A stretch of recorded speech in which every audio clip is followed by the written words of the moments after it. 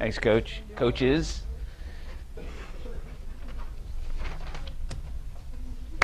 Oh, well, first of all, this is a good showing today, right? Okay, nobody liked nutrition last week, right?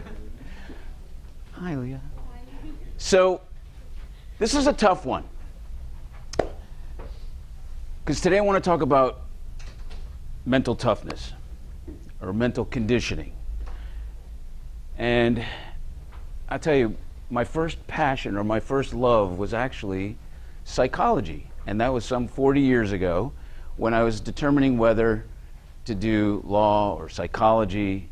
And I don't know, back then psychology was about having a patient sit down at that lounge chair, and you'd go, okay, tell me about all your problems. And they go, well, ever since I was a kid, and that would go on. And I thought, oh my God, I would hang myself or fall asleep, one of the two.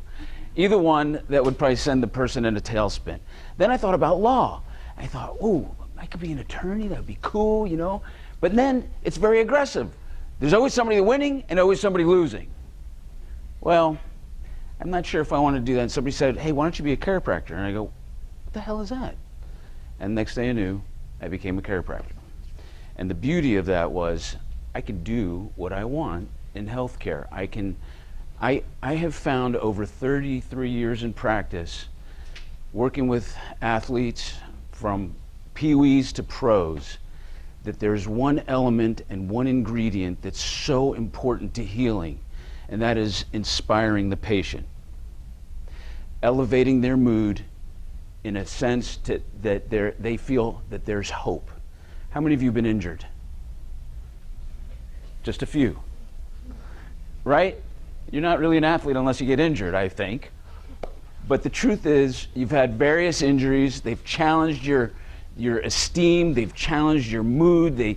That moment you go through those stages of denial and anger and then acceptance and all that, right? Have you been through that, any of you? Well, I don't know how I had a passion for sports, but I don't know how I got caught up in working with pro athletes like I did. And I found the same ingredient was necessary. The difference was when you're talking to a little kid, it's kind of easy for me to inspire a little kid, but when you're talking to a pro, it's on TV every day, who has fan base that's bigger than some of our rock stars, who makes millions of dollars. What is the chiropractor going to do to help elevate this guy's mood? You'd be surprised. So I came out with a book called Secrets of the Game in 2008, and it really allowed me to put onto paper, what it actually means to inspire an athlete through injury. So I got brought on by the Florida Marlins. I got a phone call. I was working with the Dolphins already. The Marlins head athletic trainer calls me up and says, hey, we got a guy. They don't tell me who it is. I didn't care. I didn't follow professional sports. I just had a passion for the body, the human body under athletic stress and how to heal that. So he calls up and he says, I need you to come down to Marlins Stadium and check out this guy. This guy. I wasn't going to ask who it was because I wouldn't know if I found out. So I go down there, I evaluate the patient, I tell the athletic trainer, this is what you got, sacroiliac joint sprain. By the way, my name, and I turned to the patient, I said, I just examined you, I don't even know what's your name. And he tells me his name, and you wouldn't know who it is. Gary Sheffield. It was like, at the time, it was like the $1 million man in baseball.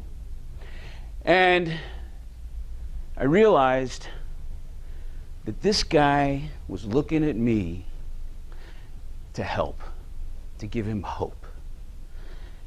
And at that moment, there's a phenomenon that occurs that you may have experienced, and you may have experienced, and you may have experienced, and you may have experienced as professionals. And that's called imposter syndrome. Imposter syndrome is a state of mind where you're educating somebody who's getting paid millions, or who's a rock star athlete, or a superstar, or an adult, or somebody who's listening to you and your wisdom. And you have this moment where you're telling them, you're giving them recommendations, and you go, oh my God, they're really listening to me. This is really weird. This is like kind of cool. All right, okay, I'm going with it. And then I realized at that moment, people, they want hope. They want to have some sense of possibility. And you give them that. And you give them that. And you give them that. And you give them that. So what can you do for each other? So the whole concept is really the power of the mind. So back when I got that phone call and I went down to Marlin Stadium, all of a sudden I was asked to see another guy and another guy. And before I knew it, I was caught up in this thing called a World Series. And I'm heading into the and there's like hordes of people, and I'm just like my little nerdy self going in, taking care of these guys, and then, and there's all this commotion came on. And then the Marlins won their first World Series. And the weirdest thing happened, I look at all these pro athletes and I go, man, they're all like great. They're unbelievable. And then I lived that dream and moved on and worked with the Miami Dolphins. And we went one season, 1 win, 16 losses. And I learned so much from losing. You learn more from losing than you do from winning. And you find out what your integrity is like when you lose. And you win and you learn from that. So here's what I saw. They had multiple psychologists coming in, one of which lectures down at Florida International University. I became friends with him, Dr. Toomer, and I'm standing there watching guys get injured and not playing hard, and then there's the other guys, the guys that just every day they started the game with the same energy and the same rigor and intensity every game, no matter what. And I turned to the psychologist. We're watching guys crumble, guys that were tough. And I said, what's going on here? Guys that were tough, considered tough, are falling apart. He goes, there's two things. There's mental toughness and there's mental resilience. Which one's better? Tell me. Exactly. Do you know why? Exactly. You bounce back. So mental toughness, the guys who had mental toughness, they were badass. They would start every game when we were winning, which was rare, but when we were winning, and he used this great metaphor. It's like a 2x4. Mental toughness, you hit it, you hit it, you hit it until the point where it starts to break up and splinter off and snap. So that's how you find out or read about, wow, that guy was really cool until he went postal, or he just snapped. What happened? He snapped. His mental toughness broke down. Mental resilience is like a palm tree blowing in the wind, especially here in South Florida with the hurricanes, right? The palm tree. You want to be a palm tree. You want to blow as far as you can and then bounce back. That's the difference. Are you resilient? Are you resilient? Are you going to fall asleep? Are you resilient? I pick on the people who are starting to give me the head nod, So understanding mental toughness versus resilience, then you want to pick your mentors. Does anybody have a mentor that they look up to in the area of sports? Anybody? Coach? Who? My old coach, Coach Gray. Yeah. I got a couple other friends that coach around the country that I talk to. Good. Anybody else? Anybody got a mentor? Doc? Me? Oh, shucks. Thanks, man. Appreciate that. Even I get down. But that's the beauty of it. Everybody has a little system that they help boost themselves up. One of the things that we would say at Miami Dolphins, and well, because we always lost, but it was athletes have short memories. You have to have a short memory. Forget about that, because you know what? The next game is coming, and it's coming fast. So you're focused on the next event. That's all you can do. Has anybody lost anything? An event? Anybody? Yeah? Everybody? Lost an event? Oh, yeah. So there's something called pattern interrupt. It's a technique that the coaches can use, or you can use with each other. I'll give you an example. I was a competitive bodybuilder after high school and wrestling and all that good stuff. And I did really well as a lightweight, obviously, because I'm only 5'5".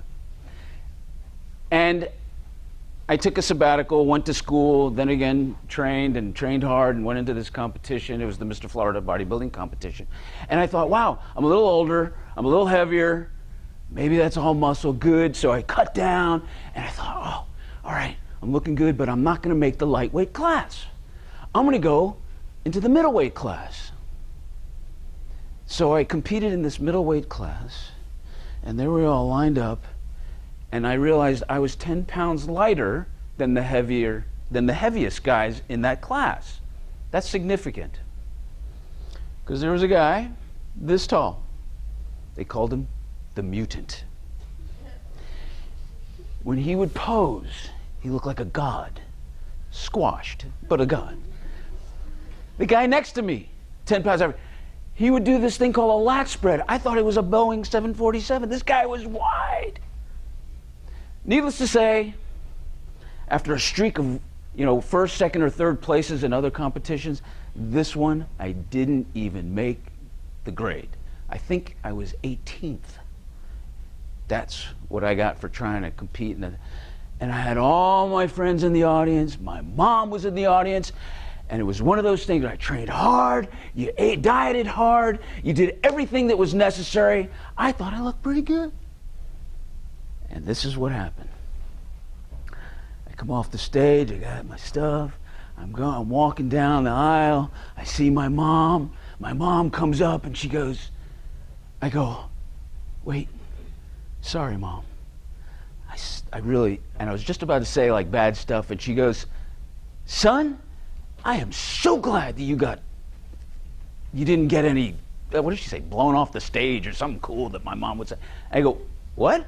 She goes, I'm glad you didn't even place this time. I go, what are you talking about? She goes, your head was getting all swollen and everything, and you were thinking you're all cocky. You deserve this. I go, holy nut. My mom was a genius. I go, really, Mom? She goes, yeah. Completely changed the direction. Pattern interrupt. If you're not sure what that is, it's powerful. Because when somebody loses and you go, I'm sorry you did, next time. No. Think of something creative to say to them, to bring them up, to change their way of thinking. My friend, after all that happened, he calls me up and he goes, I go, he tells me, I heard what happened, and he goes, don't feel bad. My girlfriend of many years, she's so mad at me right now and all that. And I didn't want to go to work feeling that way. And he goes, but she was pissed. And she was in the shower, and I'm thinking, what am I going to do? He walks in the shower, fully clothed, and he goes, I love you, I'm sorry. That is a pattern interrupt. That was huge. It changes the course of everything that you can imagine. So be creative when something uncomfortable happens to someone next to you or someone close to you. Pattern interrupt. So that's one technique. Wait, what was the other thing I was going to tell you? Oh, okay. What competition is coming up? We have a meet this weekend at FL Runners and over at Lakeland. Lakeland, that's right. Thank you. Does anybody want to break a personal record by any chance? Anybody? Raise your hand. Not many people want to break personal records, do they? Who asked you, Abdul? Okay. Does anybody, okay, here's my thought. I was going to say break out a piece of paper and pen, but we don't use those things anymore. So I was going to suggest, how committed are you to breaking a personal record? Now, mind you, everything I'm telling you are tools that you can use for other things, for grades in class, for other achievements. Here it is. A personal record is simply a number. I want you to write it down, put it in your phone. I want you to live it. I want you to breathe it. And I want it to be passive. I want you to think about it. I want you to think about that number. You got it in your head? Oh, you didn't want to break a personal record, did you? I saw you raise your hand. All right. My point is, it's a commitment, and it's not some ethereal thing that you just go, oh, I'd like to break through that number. Here's how we're going to do it. Because you guys, you have absolutely no idea. Maybe some of you, because I don't know your personal stories, but you have no idea what you're capable of doing. If you fall asleep, I'm going to hang you. I saw you close your eyes for a second. Because this is hugely important. There are things that you can do that you never thought you could, I promise. There are things that are unimaginable. And I'm going to tell you something that just the thought of it gives me goosebumps. I was an adrenaline junkie. It was important. I didn't do drugs. I should have, but I could have, but I didn't. But I found bungee cord jumping. I found skydiving. I found rappelling off a 7-story building with the SWAT team. That was a rush. I found lecturing on stage would almost be worse than burning in a fire, but I did it. And aside from some other wild things, like, believe it or not, I'm afraid of deep, dark water, so swimming with the dolphins was really scary, but it was up there. And all of you would go, oh, that's so cute. Why would you be afraid of that? No, it's the dark water that freaks me out. But there was one thing. Oh, I also did stand-up comedy. So try to make somebody laugh who's not that funny, to try to make them laugh on stage, that's scary. It took 6 weeks of classes, and that's another story. Scary. So it was not until there was a communication course called the Power Walk Weekend. And it was featuring a guy you may have heard of, Tony Robbins. Now, this was years ago, and one of the key features of his program was to walk across fire. I said, I want to do that. But what I realized is the first day of the training was 6 hours of preparation. And what it took are tools that you could use. Before I tell you one of the most important ingredients, let me ask you this. Does anybody remember the worst day in their life? Right? Aside from stabbing yourself. Does anybody remember or can think of a time it was absolutely just, I mean, like if I asked you, give me a time that was horrible, and you would be able to spit it out right away, right? A time that you were miserable and it was like you didn't know how you were going to get out from underneath this rock. For the same token, how many can tell me the best time that they've ever had, one of the best times they've ever had in their entire life? Thanks. This is sad. This is very, very sad. All right, I'm happy.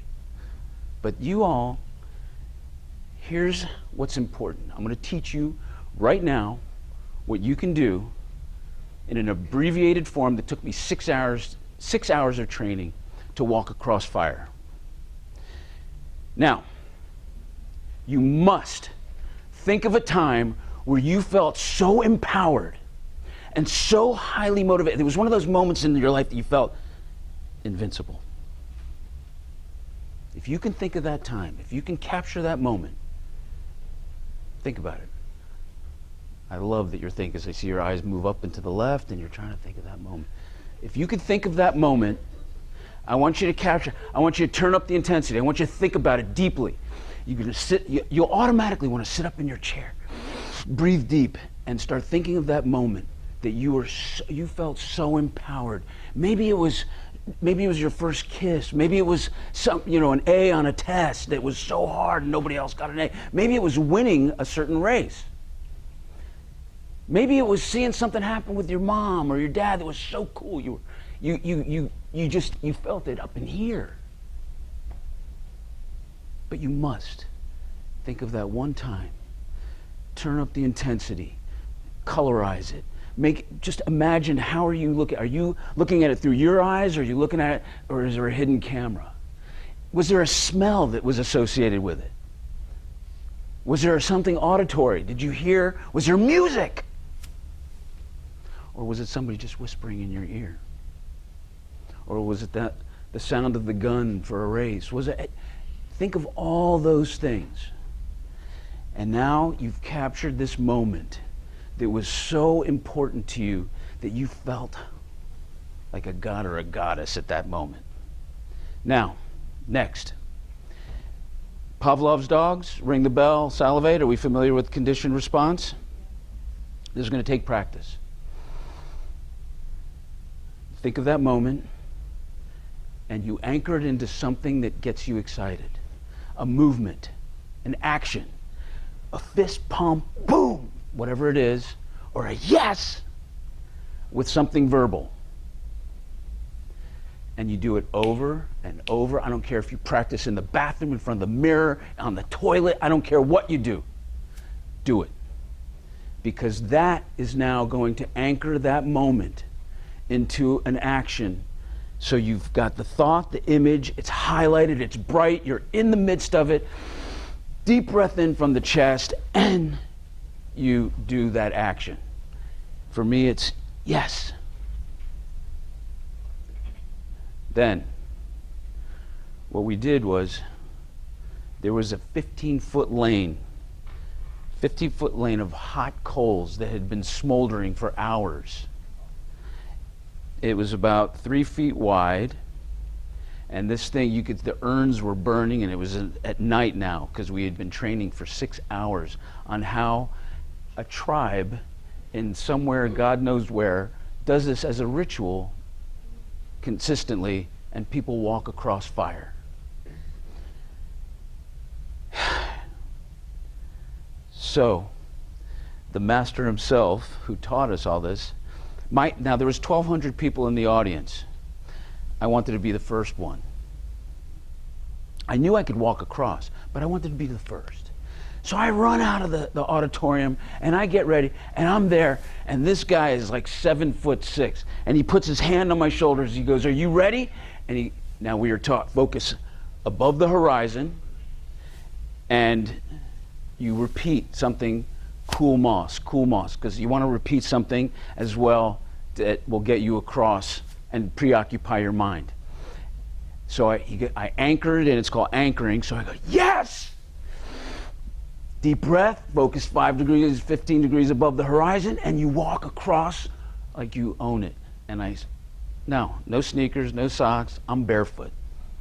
What I had done, and then to the point where they have a hose at the end of the aisle, and they wash your feet off, because sometimes those coals stick to your feet, and when you break that state, you burn. So what I had done was fascinating to me, but what was more fascinating is after I got done with it, it was such an energy expenditure.